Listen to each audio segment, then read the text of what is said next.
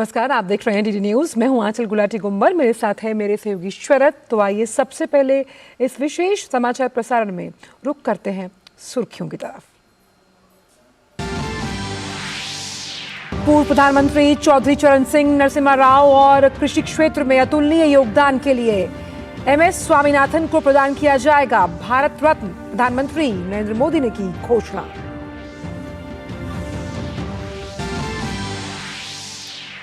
सरकार द्वारा लाए गए श्वेत पत्र पर लोकसभा में चर्चा जारी। वित्त मंत्री निर्मला सीतारमण ने कहा, 2014 से पहले नाजुक स्थिति में चल रही भारतीय अर्थव्यवस्था को मोदी सरकार ने शीर्ष 5 में पहुंचाया।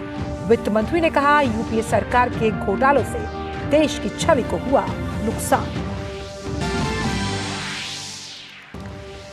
केंद्रीय मंत्री जी किशन रेड्डी ने कहा, मोदी सरकार ने रेलवे के विकास के लिए पिछले 9 साल में उठाए कई कदम। रेल नेटवर्क मामले में भारत दुनिया में 4थे स्थान पर पहुंचा।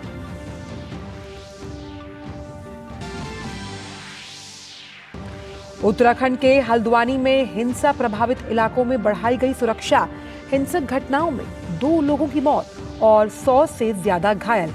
मुख्यमंत्री पुष्कर सिंह धामी ने बनभूलपुरा क्षेत्र में कानून व्यवस्था सुनिश्चित करने के लिए दिए निर्देश।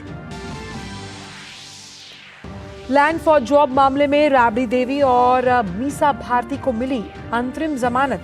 राउज एवेन्यू कोर्ट ने ईडी को नोटिस किया जारी। अगली सुनवाई 28 फरवरी को होगी।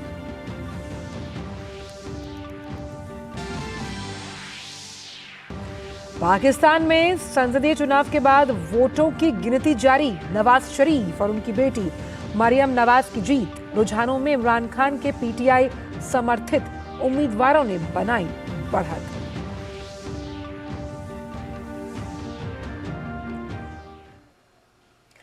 और आइए अब जान लेते हैं इन सभी खबरों को विस्तार के साथ। केंद्र सरकार ने चौधरी चरण सिंह को भारत रत्न देने का ऐलान किया है। इसकी जानकारी देते हुए प्रधानमंत्री नरेंद्र मोदी ने सोशल मीडिया प्लेटफॉर्म एक्स पर लिखा, हमारी सरकार का ये सौभाग्य है कि देश के पूर्व प्रधानमंत्री चौधरी चरण सिंह जी को भारत रत्न से सम्मानित किया जा रहा है। ये सम्मान देश के लिए उनके अतुलनीय योगदान को समर्पित है। उन्होंने किसानों के अधिकार और उनके कल्याण के लिए अपना पूरा जीवन समर्पित कर दिया था।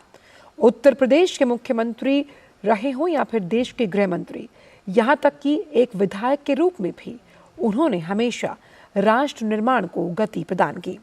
वे आपातकाल के विरोध में भी डटकर खड़े रहे। हमारे किसान भाई बहनों के लिए उनका समर्पण भाव और इमरजेंसी के दौरान लोकतंत्र के लिए उनकी प्रतिबद्धता पूरे देश को प्रेरित करने वाली है। केंद्र सरकार ने भारत के पूर्व प्रधानमंत्री पीवी नरसिम्हा राव को भारत रत्न से सम्मानित करने की घोषणा की है।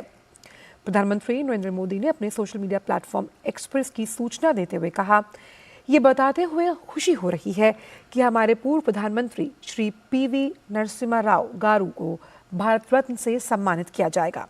एक प्रतिष्ठित विद्वान और राजनेता के रूप में नरसिम्हा राव गारू ने विभिन्न क्षमताओं में भारत की बड़े पैमाने पर सेवा की।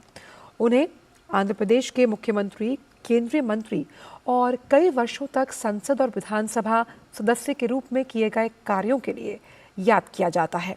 उनका दूरदर्शी नेतृत्व भारत को आर्थिक रूप से उन्नत बनाने, देश की समृद्धि और विकास के लिए एक ठोस नींव रखने में सहायक था। प्रधानमंत्री के रूप में नरसिम्हा राव गारू का कार्यकाल महत्वपूर्ण कदमों के लिए याद किया जाता है, जिसने भारत को वैश्विक बाजारों के लिए खोल दिया, जिससे आर्थिक विकास के एक नए युग को बढ़ावा मिला। इसके अलावा भारत की विदेश नीति, भाषा और शिक्षा क्षेत्रों में उनका योगदान एक ऐसे नेता के रूप में उनकी बहुमुखी विरासत को रेखांकित करता है, जिन्होंने न केवल महत्वपूर्ण परिवर्तनों के माध्यम से भारत को आगे बढ़ाया, बल्कि इसकी सांस्कृतिक और बौद्धिक विरासत को भी समृद्ध किया।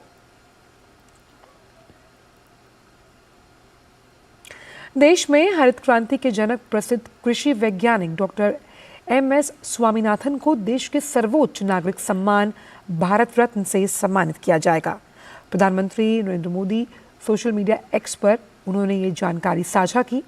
प्रधानमंत्री ने डॉक्टर MS स्वामीनाथन के योगदान को याद किया कि कैसे चुनौतीपूर्ण समय के दौरान भारत को कृषि में आत्मनिर्भरता हासिल करने में महत्वपूर्ण भूमिका निभाई और भारतीय कृषि को आधुनिक बनाने की दिशा में उत्कृष्ट प्रयास किए।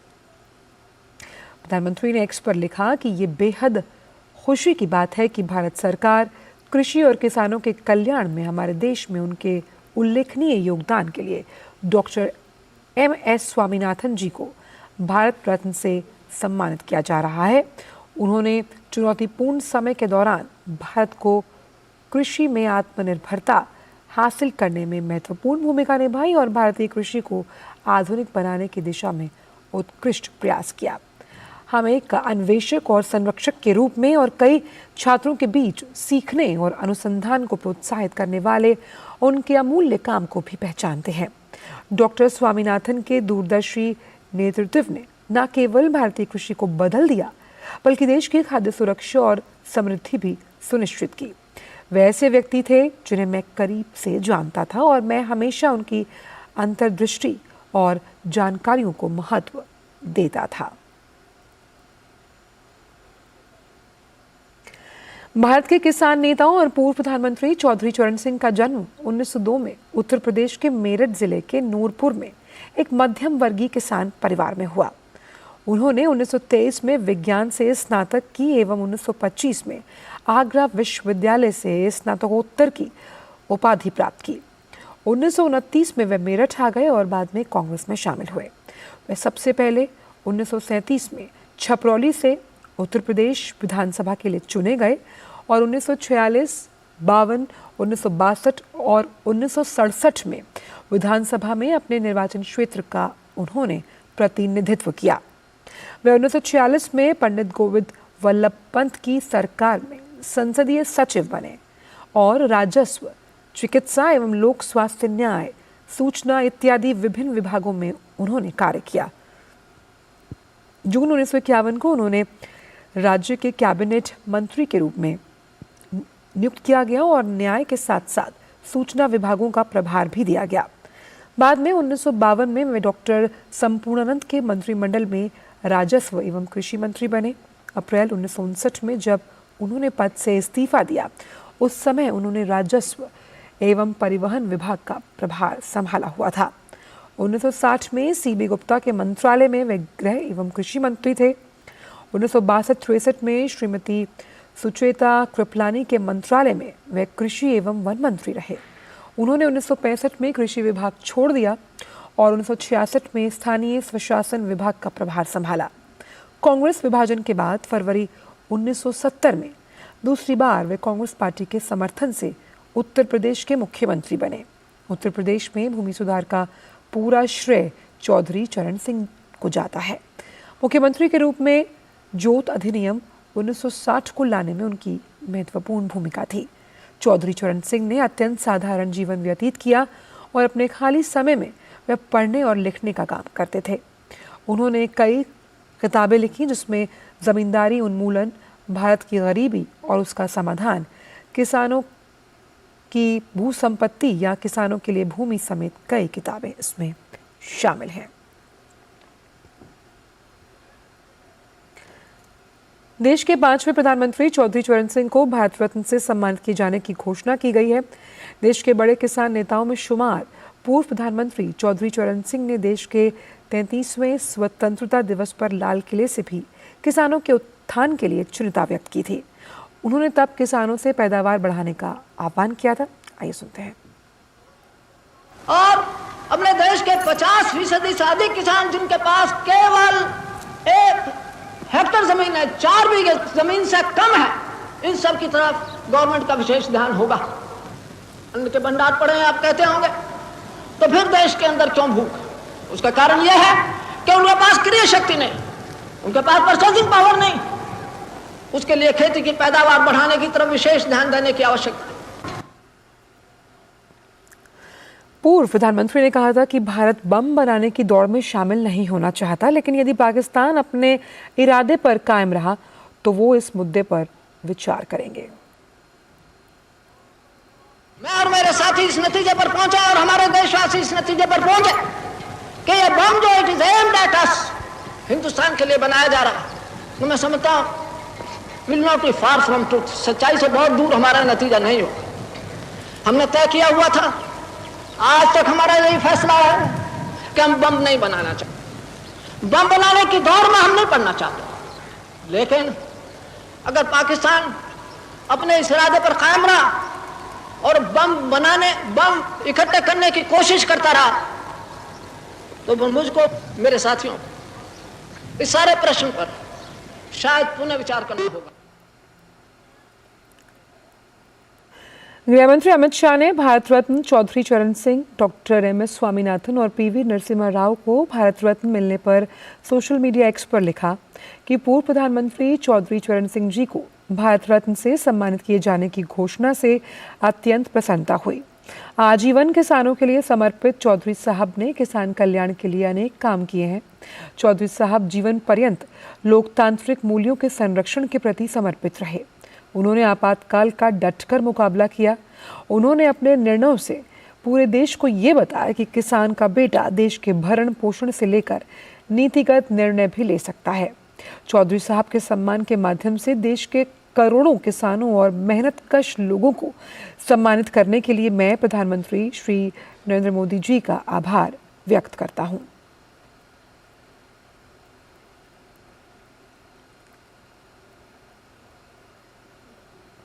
वहीं गृहमंत्री ने प्रख्यात डॉक्टर एम.एस. स्वामीनाथन को भारत रत्न सम्मान को लेकर एक्स पर पोस्ट में लिखा कि डॉक्टर एम.एस. स्वामीनाथन जी को भारत रत्न से सम्मानित करना उन महान आत्माओं के प्रति हमारे देश की गहरी कृतज्ञता का प्रमाण है जिन्होंने इसकी प्रगति की नींव रखी। हमारा इतिहास स्वामीनाथन जी को एक दुर्लभ प्रतिभा के रूप में याद करता है, जिनकी वैज्ञानिक क्षमता ने हमारे देश को खाद्य संकट के युग से खाद्य सुरक्षा की ओर ले जाने का कठिन कार्य पूरा किया। एक महान उत्कृष्ट शिक्षाविद स्वामीनाथन जी की खोजों ने न केवल अभूतपूर्व शोध कार्यों को जन्म दिया, बल्कि कई प्रतिभाओं को आकार देकर इस अनोखी विरासत को आगे बढ़ाए रखने का भी काम किया। इस महत्वपूर्ण अवसर पर हमारे आइकन को सर्वोच्च नागरिक पुरस्कार से अलंकृत करने के ऐतिहासिक निर्णय के लिए मैं प्रधानमंत्री श्री नरेंद्र मोदी को धन्यवाद देता हूं। गृहमंत्री ने पूर्व प्रधानमंत्री पी.वी. नरसिम्हा राव के लिए भी एक्स पर लिखा कि पूर्व प्रधानमंत्री पी.वी. नरसिम्हा राव गारू को भारत रत्न देना उस महान राजनेता को एक सच्ची श्रद्धांजलि है, जिन्होंने असाधारण दृष्टि, बुद्धि और कौशल से हमारे देश के इतिहास को आकार दिया। हमारी अर्थव्यवस्था को सबसे आसान समय से सुरक्षित रूप से समावेशी प्रगति के युग में ले जाने में पी.वी. नरसिम्हा राव जी के योगदान को हमेशा याद किया जाएगा। मैं राजनीतिक और बौद्धिक दिग्गज को सबसे प्रतिष्ठित पुरस्कार से सम्मानित करने के निर्णय के लिए प्रधानमंत्री श्री नरेंद्र मोदी के प्रति अपना हार्दिक आभार व्यक्त करता हूं। पूर्व प्रधानमंत्री श्रद्धेय चौधरी चरण सिंह को भारत रत्न से सम्मानित करने पर भारतीय जनता पार्टी के राष्ट्रीय अध्यक्ष जगत प्रकाश नड्डा ने सोशल मीडिया प्लेटफॉर्म एक्स पर लिखा, पूर्व प्रधानमंत्री श्रद्धेय चौधरी चरण सिंह जी को सर्वोच्च नागरिक सम्मान भारत रत्न से सम्मानित किए जाने के निर्णय हेतु मैं भारत सरकार का हृदय से अभिनंदन करता हूं। कृषि जगत और किसान भाइयों के सर्वविध उत्कर्ष के लिए चौधरी जी के द्वारा किए गए कार्य अविस्मरणीय हैं। उन्होंने अपने संपूर्ण जीवन भारतीयता और ग्रामीण परिवेश की मर्यादा में उसे जिया। वे हमारे सामाजिक सांस्कृतिक मूल्यों के सच्चे प्रतिनिधि हैं। आपातकाल के दौरान लोकतंत्र की रक्षा के लिए उन्होंने संघर्ष किया और उनकी राजनीतिक विरासत से सृजित अनेक राजनीतिक दल आज हमारे लोकतंत्र को सशक्त और समृद्ध कर रहे हैं। राष्ट्र निर्माण में उनके योगदान को समर्पित इस ऐतिहासिक निर्णय के लिए मैं आदरणीय प्रधानमंत्री श्री नरेंद्र मोदी जी का आभार प्रकट करता हूं और चौधरी चरण सिंह जी का अभिवादन भी करता हूं। बिहार के पूर्व डिप्टी सीएम और राज्यसभा सांसद सुशील मोदी ने भी पी.वी. नरसिम्हा राव और प्रसिद्ध कृषि वैज्ञानिक डॉक्टर एम.एस. स्वामीनाथन को भारत रत्न दिए जाने पर अपनी प्रतिक्रिया देते हुए कहा कि जिस पी.वी. नरसिम्हा राव का अंतिम संस्कार कांग्रेस ने दिल्ली में करने नहीं दिया, जिस पी.वी. नरसिम्हा राव को प्रधानमंत्री ने सम्मान दिया है, कांग्रेस के द्वारा उपेक्षित देश के महापुरुषों को भी भारत रत्न से प्रधानमंत्री ने ही सम्मानित किया। हमारे संवाददाता राजेश राज ने सुशील मोदी से विशेष बात की है, आइए आपको सुनवाते हैं। कैसे देखते हैं 3 बड़ी हस्तियों को भारत रत्न देने का ऐलान किया गया है? पीवी नरसिम्हा राव तो कांग्रेस के प्रधानमंत्री थे 91 से लेकर 96 तक, और इस देश के अंदर जो रिफॉर्म्स हुए उसके वो जनक कहे जाते हैं। और उस नरसिम्हा राव का तो दिल्ली में इन लोगों ने दाह संस्कार होने दिया, उनके शव को हैदराबाद ले जाना पड़ा, और इतने वर्षों तक कांग्रेस के केंद्र में सरकार रही, लेकिन नरसिम्हा राव को कभी सम्मानित नहीं किया। उसी प्रकार चौधरी चरण सिंह और MS स्वामीनाथन तो जो कृषि क्रांति के जनक माने जाते हैं, ऐसे लोगों को कांग्रेस ने कभी सम्मानित नहीं किया। और ये गौरव श्री नरेंद्र मोदी को प्राप्त हुआ है कि कांग्रेस के द्वारा उपेक्षित इस देश के ऐसे महापुरुषों को भारत रत्न से श्री नरेंद्र मोदी ने सम्मानित करने का काम किया है। बहुत शुक्रिया सुशील कुमार मोदी, जो कह रहे हैं कि पीवी नरसिम्हा राव, जिसको कांग्रेस ने बहुत अपमानित भी किया, उनके शव का अंतिम संस्कार तक दिल्ली में नहीं होने दिया, उसको भी उस महान हस्ती को भी भारतीय जनता पार्टी की सरकार और प्रधानमंत्री मोदी ने सम्मान दिया है। निश्चित तौर पर यह इसकी प्रशंसा की जानी चाहिए। कैमरामैन विनय तिवारी के साथ राजेश राज, DD न्यूज, दिल्ली। पूर्व प्रधानमंत्री और देश के बड़े किसान नेता के रूप में विख्यात चौधरी चरण सिंह, प्रसिद्ध कृषि वैज्ञानिक डॉक्टर MS स्वामीनाथन और पूर्व प्रधानमंत्री PV नरसिम्हा राव को भारत रत्न दिए जाने का भाजपा नेता प्रकाश जावड़ेकर ने दूरदर्शन संवाददाता शैलेंद्र मिश्र से बात करते हुए कहा कि इस फैसले से देश में खुशी की लहर है। 3 प्रमुख व्यक्तियों को भारत रत्न का ऐलान, चौधरी चरण सिंह, MS स्वामीनाथन और पूर्व प्रधानमंत्री PV नरसिम्हा राव। चौधरी चरण सिंह, स्वामीनाथन और नरसिम्हा राव को भारत रत्न देने पर पूरे देश में खुशी की लहर है। पहले प्रणब मुखर्जी, फिर कर्पूरी ठाकुर, लालकृष्ण आडवाणी, अब नरसिम्हा राव और चौधरी चरण सिंह। तो यही उदारता की देश के राजनीति में बहुत जरूरी है। दुर्भाग्य से अभी बांटने की राजनीति है। मोदी जी सही मायने में सबका आदर करके जोड़ने की राजनीति करते हैं। धन्यवाद। तो जोड़ने की राजनीति प्रधानमंत्री नरेंद्र मोदी कर रहे हैं, और इसी वजह से चाहे कोई किसी दल का हो, अगर उसने देश के लिए महत्वपूर्ण काम किया है तो उसे भारत रत्न जैसा सर्वोच्च सम्मान दिया जा रहा है। यह कहना है प्रकाश जावड़ेकर, बीजेपी के वरिष्ठ नेता का। कैमरामैन सौरभ के साथ शैलेंद्र मिश्र, DD न्यूज, दिल्ली। पूर्व प्रधानमंत्री PV नरसिम्हा राव को भारत रत्न दिए जाने की घोषणा से नरसिम्हा राव के पौत्र NV सुभाष ने प्रधानमंत्री का आभार जताया।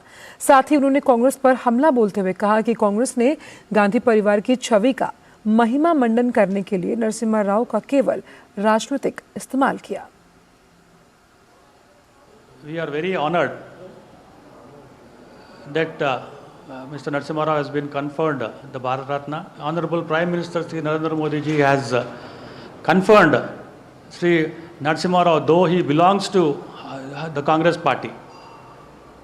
Now we blame the UPA government, especially the Gandhi family, from 2004 to 2014, when UPA government was in power in center.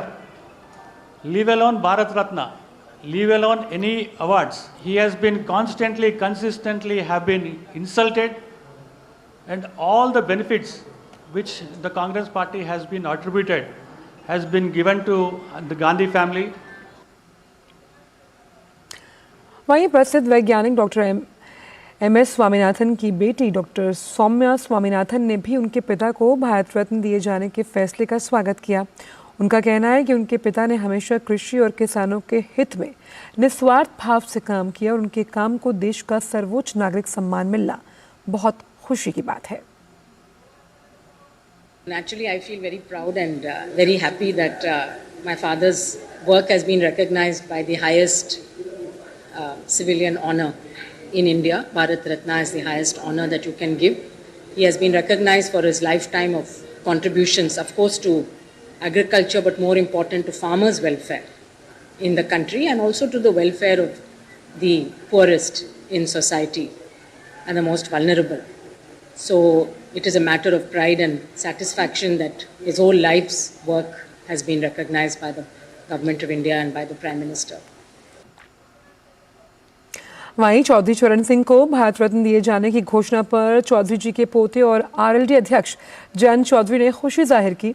Jayant Chaudhary ने प्रधानमंत्री का आभार व्यक्त किया। साथ ही जयंत चौधरी ने पिता चौधरी अजीत सिंह का अधूरा सपना पूरा करने के लिए प्रधानमंत्री को विशेष धन्यवाद दिया। जो आज तक कोई भी पूर्व की सरकार नहीं कर पाई, वो फैसला बेबाकी से नरेंद्र मोदी जी के विजन से और प्रयासों से और उनके समर्पण भाव के कारण हो पाया। तो मैं फिर कोटि कोटि धन्यवाद देता हूँ, आभार व्यक्त करता हूँ। जो आज मुख्यधारा में लोग नहीं हैं, उनकी हिम्मत बढ़ाने का फैसला आज भारत सरकार ने लिया है। पूरे देश में सभी चौधरी साहब को मानने वाले लोगों के लिए खुशी की पल है। मैं चौधरी अजीत सिंह जी को भी याद करता हूँ, ये उनका सपना था और इसलिए मैं कहता हूँ दिल से मोदी जी को विशेष तौर से धन्यवाद और आभार कि आपने आज चौधरी अजीत सिंह जी का अधूरा सपना पूरा किया। अब रुक करते हैं कुछ अन्य खबरों का। बात करते हैं श्वेत पत्र की, जिस पर चर्चा के दौरान वित्त मंत्री निर्मला सीतारमण ने कहा कि यूपीए सरकार के आर्थिक कुप्रबंधन ने पूरे देश को अस्थिरता में धकेलने का काम किया, जिन गड्ढों को भरने में मोदी सरकार को 10 साल का समय लगा। वित्त मंत्री ने कांग्रेस पर नियम और नीयत साफ न होने का आरोप लगाया।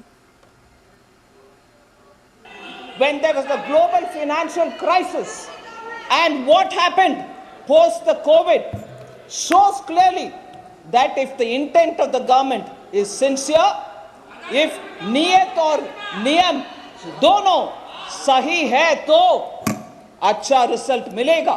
जब आपके नियत साफ नहीं है और आपके कार्रवाई भी साफ नहीं है, देश को इतना गंभीर अवस्था में छोड़कर आप चले गए, उसको सही करने में 10 साल माननीय मुख्य प्रधानमंत्री जी मोदी जी का उनके डेडिकेशन के वजह से आज देश उभर कर आ रही है, पूरे दुनिया में सम्मान हो रही है। वित्त मंत्री ने कहा कि पूरी दुनिया ने देखा कि कैसे कॉमनवेल्थ गेम्स के दौरान करोड़ों रुपए का घोटाला हुआ। वित्त मंत्री ने कहा कि इसके विपरीत मोदी सरकार के कार्यकाल में दिल्ली में G20 का सफल जो आयोजन था, उससे वैश्विक रूप पर भारत एक सशक्त महाशक्ति बनकर उभरा है। कॉमनवेल्थ गेम्स का इतना फ्लॉप शो हुआ, भारत का बदनाम हुआ पूरे दुनिया में। दिल्ली में ही 12 दिन का कार्यक्रम, उसमें कॉमनवेल्थ गेम्स के द्वारा पूरे देश में बदनाम हुआ, पूरे विदेश में बदनाम हुआ हमारा। मगर आज देखिए G20 7 प्लेसेस में पूरे भारत देश में, किसी एक स्टेट को छोड़ा नहीं। आप भी करो भैया, आप भी होस्ट करो, आपके चीफ मिनिस्टर भी उसमें बैठ जाओ और आपके लोकल प्रोडक्ट्स का भी उन विदेशी मेहमानों को दिखाओ, आपके टूरिज्म बढ़ाओ। ये सब करके पूरे देश को साथ लेकर के G20 को इतना शानदार तरीके से चलाया मोदी जी ने। देश का सम्मान विदेश में बढ़ा है, ना कि बर्बाद हुआ। हरित क्रांति के जनक डॉक्टर MS स्वामीनाथन का जीवन कृषि और किसानों को समर्पित रहा है और एक विशेष बातचीत के दौरान MS स्वामीनाथन कृषि क्षेत्र और किसानों को देश की प्रगति के लिए उन्होंने बेहद अहम बताया था। Farmers constitute the majority of our population and they are the ones who are keeping us alive by giving the food we need, the fodder we need, and also in addition to that foreign exchange to agricultural export. Agriculture is the lifeline of the country and is the backbone of the both not only the food security system but also livelihood security system. खबर पश्चिम बंगाल से, जहां ration वितरण घोटाला मामले में पिछले महीने ED अधिकारियों पर हमले के मामले में लोगों का गुस्सा सड़कों पर नजर आने लगा। तृणमूल कांग्रेस की ममता सरकार के खिलाफ आक्रोश बढ़ता ही जा रहा है। उत्तरी 24 परगना जिले के संदेशखाली में ममता सरकार के खिलाफ काफी तादाद में महिलाएं सड़कों पर उतर आईं। ममता सरकार से जुड़े शाहजहां और उनके सहयोगियों द्वारा ईडी अधिकारियों की पिटाई के मामले में महिलाएं प्रदर्शन कर रही हैं। महिलाओं के भारी विरोध प्रदर्शन को देखते हुए काफी संख्या में पुलिस बल की तैनाती की गई। वहीं कोलकाता उच्च न्यायालय ने बुधवार को ईडी के अधिकारियों की पिटाई मामले में जांच के लिए सीबीआई और राज्य पुलिस बल के एसआईटी गठित करने के एकल पीठ के आदेश पर बुधवार को रोक लगा दी। मुख्य न्यायाधीश टीएस शिवगन्नम की अध्यक्षता वाली खंडपीठ ने ईडी की अपील पर आदेश दिया था। 1991 में पूर्व प्रधानमंत्री नरसिम्हा राव ने जब केंद्र की सत्ता को संभाला तो देश के आर्थिक हालात बेहद खराब थे। उनसे पूर्व सरकार को विकट स्थिति से निपटने के लिए देश का सोना तक गिरवी रखना पड़ा था। देश को नाजुक हालात से उबारने के लिए तत्कालीन प्रधानमंत्री नरसिम्हा राव ने आर्थिक उदारीकरण की नीति को अपनाया, जिसके बाद भारत में विकास की तेज रफ्तार देखने को मिली। प्रधानमंत्री के अगुवाई में मौजूदा सरकार ने उन्हें भारत रत्न की देने की घोषणा कर उनके दूरदर्शी नेतृत्व को पुरस्कृत किया है। 1992 के स्वतंत्रता दिवस के अवसर पर राष्ट्र को संबोधित करते हुए उन्होंने तत्कालीन सरकार द्वारा उठाए गए कदमों का जिक्र किया था। जहाँ तक कि आर्थिक व्यवस्था का सवाल है, काफ़ी हमें कामयाबी इस दिशा में हुई है। पिछले साल जो हमारी परेशानी थी वो आप जानते ही हैं। यहाँ तक कि हमें सोना भी अपना गिरव रखना पड़ा था। 1000 करोड़ से ज़्यादा हमारे पास विदेशी मुद्रा नहीं थी। शायद एक हफ्ते के अंदर हम डिफ़ॉल्टर बन जाते और हमारी साख एकदम राख में मिल जाती। ऐसे समय से हम आगे बढ़े हैं, कुछ सावधानी से फूंक फूंक कर कदम रखते हुए। और आज मुझे ये कहते हुए बड़ी खुशी हो रही है कि हमारी विदेश मुद्रा 17,000 करोड़ तक पहुंच गई है और बाहर से किसी भी चीज़ के आयात करने में जिसकी हमें आवश्यकता है, हमें आज किसी प्रकार की परेशानी नहीं है। दूसरी तरफ साल भर के प्रयास के बाद अब हमारे निर्यात भी कुछ बढ़ने लगे हैं, उनमें बढ़ोतरी होने लगी है। उसमें थोड़ा सा संदेह था कि ये होगा कि नहीं, मगर महीने 1.5 महीने से मैं पाता हूँ कि हमारे निर्यात भी बढ़ने लगे हैं। प्रधानमंत्री नरेंद्र मोदी ने आज संसद की कैंटीन वो पहुंचे और यहां दोपहर का भोजन किया। इस दौरान भाजपा के अलावा अन्य दलों के सांसद भी प्रधानमंत्री के साथ नजर आए।